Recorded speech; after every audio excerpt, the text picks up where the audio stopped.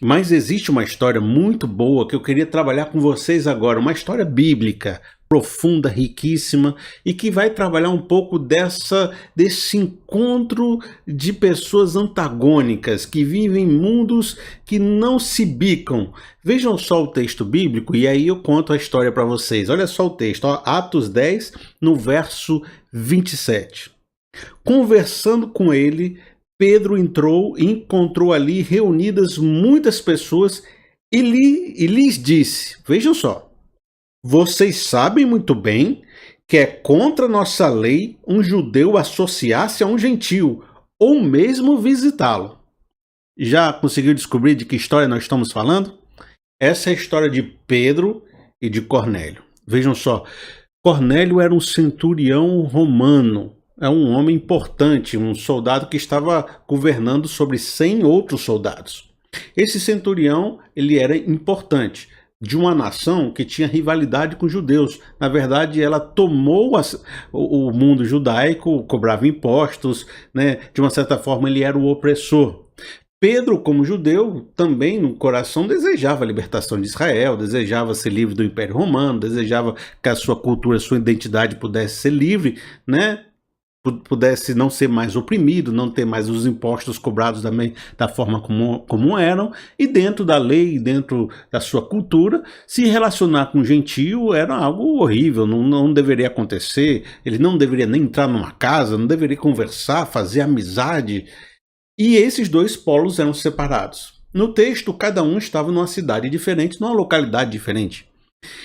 Deus quis fazer essa união. Deus prestou atenção na vida de Cornélio, viu que Cornélio era um homem piedoso e queria que ele conhecesse o evangelho.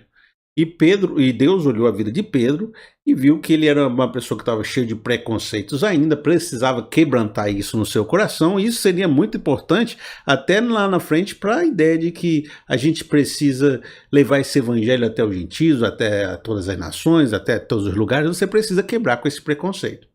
E Deus quis fazer a união dessas duas pessoas. Mandou um anjo aqui, né, na vida de Cornélio, e o anjo disse, olha, vai chamar Pedro.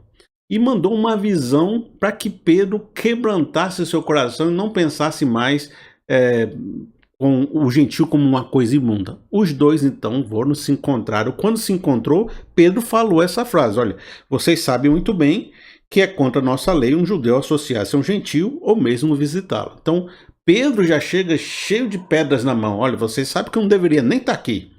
O grego, o gentio, o centurião, o Cornélio, já começa também todo enrolado, se ajoelhando, adorando a Pedro, fazendo lá as adorações, e Pedro teve que dizer, peraí, não me adore não, que não é assim que o negócio acontece. Então, havia toda uma visão distorcida de Deus na vida de Cornélio, e havia também um preconceito muito grande no coração de Pedro. Mas veja no verso 33 que você vai perceber como esse encontro foi poderoso a partir do quebrantamento que Deus fez no coração deles e nessa união que Deus promoveu. Olha só, no verso 33.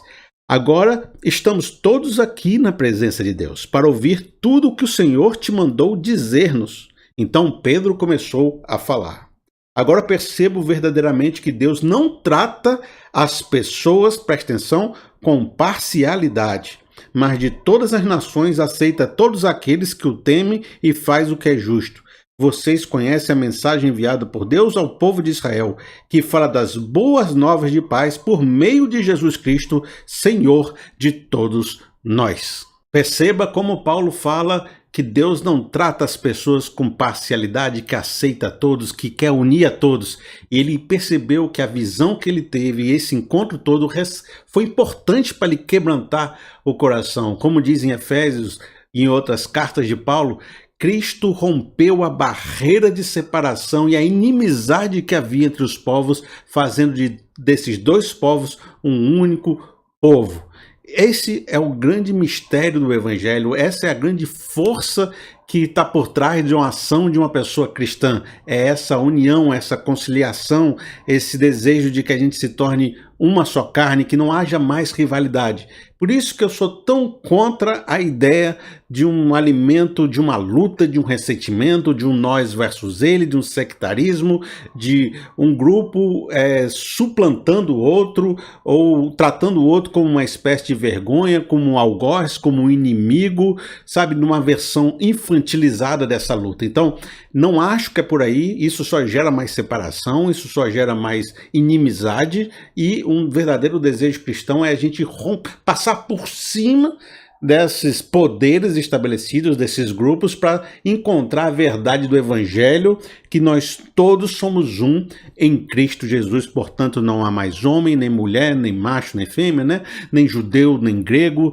nem servo, nem senhor, nem escravo, nem, sabe? Pois todos são um em Cristo Jesus. E é muito bom você perceber no texto bíblico de Pedro e Cornélio, em Atos 10, que em nenhum momento a Bíblia trata Cornélio de uma forma pejorativa. Inclusive, coloca diversos adjetivos positivos para que ficasse claro de que se tratava de uma pessoa com muitas qualidades. Eu quero trabalhar isso com vocês porque isso é muito importante, para que a gente não comece a enxergar o outro como uma pessoa, como um vilão, como um opressor maligno que só tem uma maldade no coração, como, sabe, tudo que é o outro é o meu inimigo, é o meu algoz, não há nada de bom no lado de lá. Mas vejam só como diz Atos 10 no verso 1. Havia em Cesareia um homem chamado Cornélio, centurião do regime conhecido como italiano. Ele e toda a sua família eram piedosos e tementes a Deus, davam muitas esmolas ao povo e oravam continuamente a Deus. Certo dia, por volta das 3 horas da tarde, ele teve uma visão, viu claramente um anjo de Deus que se aproximava dele e dizia: Cornélio! Atemorizado, Cornélio olhou para ele e perguntou: Que é, Senhor? O anjo respondeu, presta atenção: Suas orações e esmolas subiram como oferta memorial diante de Deus. Embora ele fosse um homem do Império Romano, embora ele fosse alguém que era governante de soldados que poderiam fazer o mal, cobrar imposto e fazer coisas ruins, Deus não olhava ele com esses olhos, não olhava ele como opressor, não olhava ele como uma pessoa do mal, como uma pessoa maligna só pelo fato de ele ser romano. Deus olhava ele como indivíduo, e como indivíduo ele via que ele era um homem que dava esmolas, ou seja, tinha uma consciência social, sabia repartir o que tinha um coração caridoso, sabe? Era um homem religioso, espiritual, orava a Deus continuamente. E você percebe que quando você pensa, as elites são ruins e malignas, e você vai olhar a vida de uma pessoa dessa, às vezes ele é uma pessoa temente a Deus, religiosa, com um coração bom, caridoso.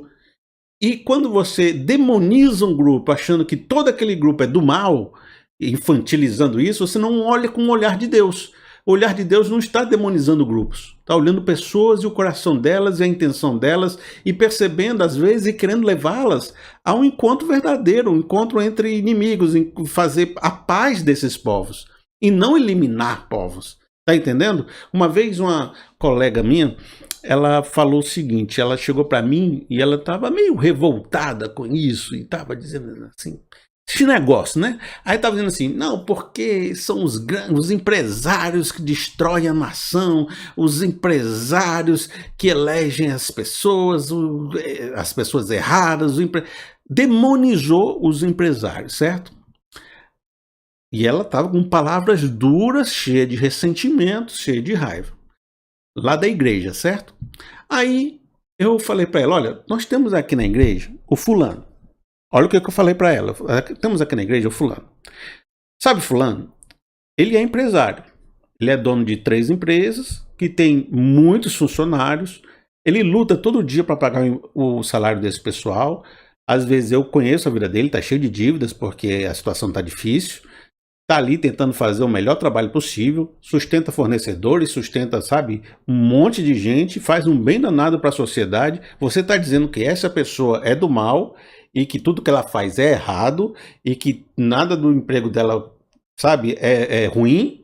E ela conhecia o fulano, eu conheci o fulano, nós temos amizade, e ela sabia de toda a bondade que tem no coração dele, falou, não, eu não estou falando do fulano, o fulano é gente boa, o fulano é do bem, eu amo o fulano é maravilhoso. são os grandes empresários, os mega empresários. E aí você começa a trabalhar um conceito assim oculto, né? São aqueles mega empresários que ninguém sabe quem é, meio oculto, não tem nome, são pessoas, é uma conspiração do mal que está em algum lugar, porque depois que você conhece as pessoas, você percebe. Eu sei que tem gente muito ruim por aí. Mas a maioria das pessoas, quando você conhece elas, vê que nem que todo mundo é assim. Tem coisas complicadas no coração das pessoas e tem coisas muito boas no coração das pessoas. Cornélio se ajoelhou para adorar Pedro. Não parecia ser uma pessoa que tinha uma espiritualidade muito bem organizada. Mas ao mesmo tempo era um cara temente a Deus, dava esmolas, orava a Deus continuamente. Então as pessoas não são 100% uma coisa ou 100% outra. Essa visão é a visão infantilizada. Porque há muita bondade nas pessoas, inclusive pessoas que estão em situação de poder, em situações de elite, em situações pobres, em situações marginais. A gente sabe que tem muita bondade em todo mundo. E por isso que a gente tem que olhar as pessoas de uma forma mais humana. E é isso que eu estou trabalhando. Porque todos os rótulos de Cornélio poderiam colocá-lo como uma pessoa mal, mas a maneira como a Bíblia descreveu ele foi olhando o seu lado e as suas atitudes positivas. Oi pessoal, aqui é o Felipe Seabra. Você acabou de assistir um corte dessa palavra principal que está aí no centro da sua tela. Se quiser ouvir a palavra inteira, clica aí, vai lá e dê essa força. Até mais.